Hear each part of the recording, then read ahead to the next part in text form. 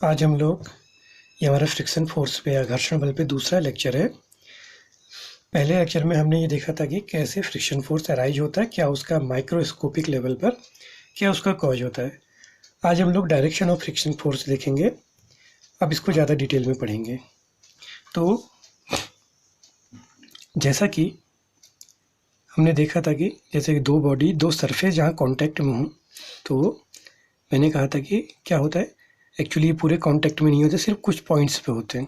तो friction force इसीलिए क्योंकि सरफेस दोनों कांटेक्ट में और सरफेस के बीच में ही अराइज होता है, इसलिए ये क्या लगता है सरफेस के टेंजेंशियल। इसको आप कभी यहाँ से नहीं बनाएंगे, ये गलत होगा। ये कैसा बनेगा, बिल्कुल उस जहाँ पर दोनों सरफेस या दो सरफेस एक दूसरे को टच कर रहे हैं उस सरफेस के बिल्कुल टेंजेंशियल या स्पर्श रेखीय लगता है। ठीक है, अब बात आती है इसके डायरेक्शन की। तो इसका लॉजिक जो है वो मेरा खुद का ही सोचा हुआ है। कई बार मैंने कई क्वेश्चन को करते करते इसको समझा, तो मैंने ये पाया कि जब भी इसकी डायरेक्शन ढूंढनी है कि फ्रिक्शन फोर्स या घर्षण बल कहाँ को लगेगा, ऐसा ज़रूरी नहीं है कि जहाँ को वस्तु चल रही है हमेशा उसके विपरीत या अपोजिट लगेगा।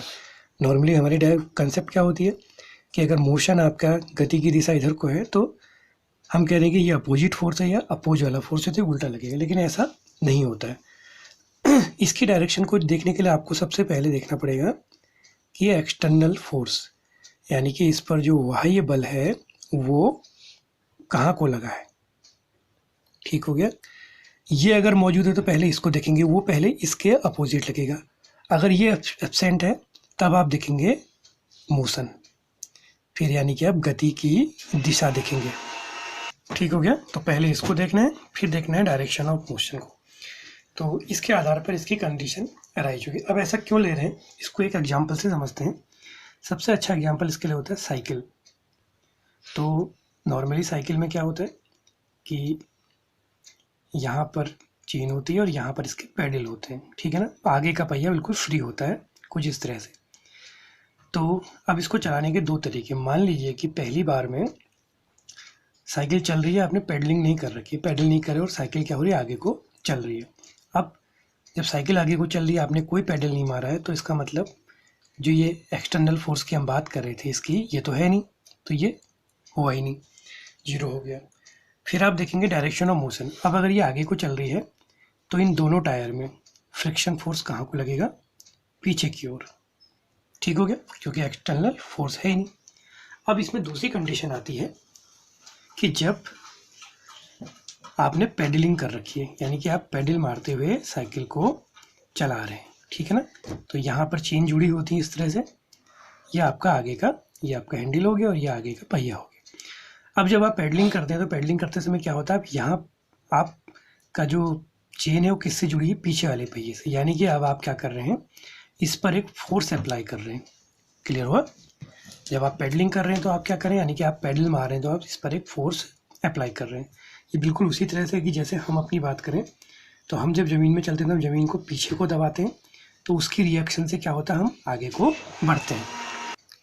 तो अब इसमें क्या होगा, तो जो कॉन्सेप्ट यहाँ लगी वही यहाँ लगी। आपने इस पर फोर्स लगाया, इसने ज़मीन को पीछे को दबाया, तो इट मीन्स कि अब एक्सटर्नल फोर्स अब आ चुका है। एक्सटर्नल फोर्स जब आ चुका है तो एक्सटर्नल फोर्स पीछे को लगा है, तो इस वाले टायर पे फ्रिक्शन फोर्स कहाँ को लगेगा, आगे की ओर। क्लियर हो गया। इस वाले टायर पे कोई एक्सटर्नल फोर्स नहीं है क्योंकि फोर्स आपने यहाँ अप्लाई करा है। तो इस पर आप देखेंगे सिर्फ डायरेक्शन ऑफ मोशन। अगर ये आगे को जा रही है, क्योंकि आगे को ही जा रही है, तो फिर इस वाले पे फ्रिक्शन फोर्स कहाँ को लगेगा, पीछे की ओर। तो इसलिए आपसे कह रहा हूँ कि कौन सी कॉन्सेप्ट देखनी है, पहले देखना है बाह्य बल। एक्सटर्नल फोर्स अगर मौजूद है तो उसके अपोजिट लगेगा, और अगर ये मौजूद नहीं है तो आप देखेंगे डायरेक्शन ऑफ मोशन, तो डायरेक्शन ऑफ मोशन के अपोजिट लगेगा। तो आपने देखा कि एक ही कंडीशन में एक ही चीज़ पर आप पर फ्रिक्शन फोर्स की क्या है, दो अलग अलग डायरेक्शन है। तो फ्रिक्शन फोर्स ऑलवेज मोशन का अपोज नहीं करता है। क्लियर हो गया। अब अगली चीज़ आती है, इसकी वैल्यू की बात करेंगे, इसका फॉर्मूला क्या आता है। तो फ्रिक्शन फोर्स का जो फॉर्मूला है उसकी कंसेप्ट बड़ी क्लियर है। हमने पहले भी देखा था कि जब भी आप बच्चों माइक्रोस्कोपिक लेवल पे, हमने पहले लेक्चर में देखा था कि दो बॉडीज़ कभी एक दूसरे को टच नहीं करती, सिर्फ कुछ पॉइंट्स पर टच करती, पूरा टच नहीं करती हैं। ठीक है, और हम ये देख रहे थे कि फ्रिक्शन फोर्स एक्चुअली में दो बॉडीज़ कुछ इस तरह से टच करती हैं, सारे पॉइंट्स पर नहीं बल्कि सिर्फ कुछ पॉइंट्स पर, जिसको कॉन्टैक्ट फोर्स कहते हैं। तो यानी कि इनके बीच का जो रिएक्टिव फोर्स है वही क्या बन रहा है, फ्रिक्शन फोर्स। अब मान लीजिए आप, ये हमने ब्लॉक रखा है, दो सरफेस एक दूसरे को टच कर रहे हैं, अगर मैं इसको जोर से प्रेस करूँगा तो क्या होगा, ये जो कांटेक्ट फोर्सेस अभी पॉइंट कम हो रहे थे, ये पॉइंट्स क्या होंगे, ऑटोमेटिक है, ये बढ़ते चले जाएंगे। तो जब ये बढ़ते चले जाएंगे तो इट मीन्स कि फ्रिक्शन फोर्स भी बढ़ता जाएगा। और मैं इसको कैसे प्रेस कर रहा हूँ, नॉर्मली। तो इसीलिए जो फ्रिक्शन फोर्स है वो जब भी दो सरफेस एक दूसरे को टच करते हैं तो उनके बीच का जो नॉर्मल या अभिलंब बल होता है उसके समानुपाती होता है या प्रोपोर्शनल होता है। ठीक है, मीनिंग क्या है कि जैसे सपोज कीजिए ये दो, एक सरफेस ये है, इसके ऊपर आपने दूसरी बॉडी रखी है। अब क्या होगा कि इन दोनों ने टच करा तो ये इस पर लगी एक नॉर्मल रिएक्शन, या जिसको हम कहेंगे अभिलंब प्रतिक्रिया। तो जो F है वो इस N के प्रोपोर्शनल होगा। ठीक है, कहीं पर ये N इक्वल mg भी हो सकता है, कहीं पर ये कुछ और भी हो सकता है। जैसे अगर मान लीजिए कि ये अंडर ग्रेविटी रखा गया है तब तो ये N इक्वल क्या हो जाएगा, mg। और हो सकता है कि हर जगह ऐसा ना हो, कभी ऐसा भी हो सकता है कि सरफेस आपका ऐसा हो, आपने ये रखा है और आपने इसको इधर को प्रेस कर रखा है। ठीक है ना, एक बल लगा, एक फोर्स लगा के ऐसे प्रेस कर रखा है, तो उसके इसमें ये अलग वैल्यू हो जाएगी। तो ये एक नॉर्मल बात है कि जो फ्रिक्शन फोर्स है वो किसके प्रोपोर्शनल होगा, नॉर्मल रिएक्शन के, यानी कि दो सरफेस जहाँ पर टच कर रहे हैं उसकी नॉर्मल रिएक्शन के। अब इसको हटा के यहाँ पे कांस्टेंट लगता है जिसको कहते हैं म्यू, कोफिशिएंट ऑफ फ्रिक्शन या घर्षण गुणांक। ठीक है, हिंदी में कहेंगे इसको घर्षण गुणांक। ये सरफेस का होगा, डिपेंड करेगा। अब इसके आधार पर दो फॉर्मूले बन जाएंगे। स्टैटिक है तो म्यू एस एन, और अगर काइनेटिक की बात करेंगे तो ये हो जाएगा म्यू के एन। तो आपके दो फॉर्मूले ये बन चुके हैं। तो यही फ्रिक्शन फोर्स का मेन फॉर्मूला है। ठीक है, तो बच्चों ये क्लियर हो गया कि फॉर्मूला ऑफ फ्रिक्शन हमारा क्यों एन के प्रोपोर्शनल होता है। अब हम इसी में कुछ एक्स्ट्रा चीज़ देखते हैं। एक आता है इसमें टर्म एंगल ऑफ फ्रिक्शन, या जिसको कहेंगे हिंदी में घर्षण कोण। अब एंगल ऑफ फ्रिक्शन कुछ नहीं है, आपको कई चीज़ें अप्लाई करनी आ गई हैं, फ्रिक्शन की डायरेक्शन पता करनी आ गई। जैसे मान लीजिए एक सरफेस ये है, इस पर हमने एक ये ब्लॉक रख दिया है।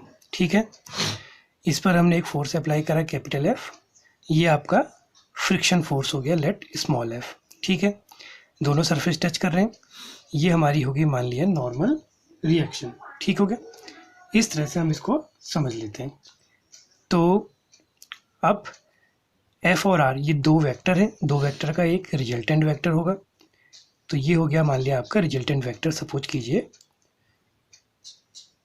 इसको मान लेते कुछ, लेट हमने इसको एस बोल दिया। तो ये नॉर्मल रिएक्शन जो एस है, ये आर और एफ का जो रिजल्टेंट है वेक्टर एस, ये इस नॉर्मल रिएक्शन से जो एंगल बनाएगा, सपोज इसने अगर अल्फा बनाया तो हम इस अल्फा को कहेंगे एंगल ऑफ फ्रिक्शन।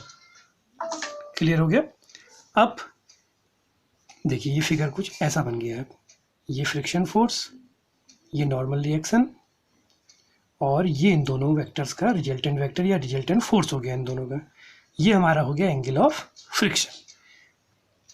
अब इसके कंपोनेंट कर ले, एस कॉस लेमडा,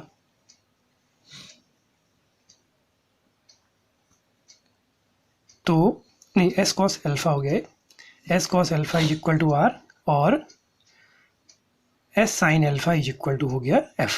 अब आप इसको इससे डिवाइड कर लीजिए, तो S sine alpha is equal to F divided by S cos alpha is equal to F upon R. S से एस कैंसिल, तो यह आ गया आपका tan alpha is equal to F upon R, और tan alpha equal to F equal to क्या होता है, म्यू आर, आर से आर कैंसिल, तो tan alpha is equal to mu आ गया।